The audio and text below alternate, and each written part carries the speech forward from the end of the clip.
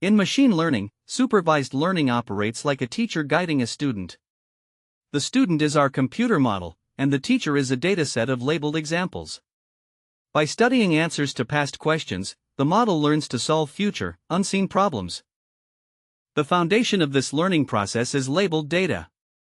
This dataset consists of input features, paired directly with the correct output label. For instance, in predicting house prices, size and bedrooms are inputs, while price is the golden label. By analyzing thousands of these historical pairs, the model recognizes the relationships connecting inputs directly to their correct outputs.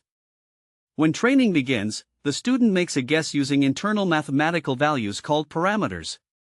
The teacher compares this guess to the actual label to compute an error. By calculating this difference, the model adjusts its internal mathematical weights.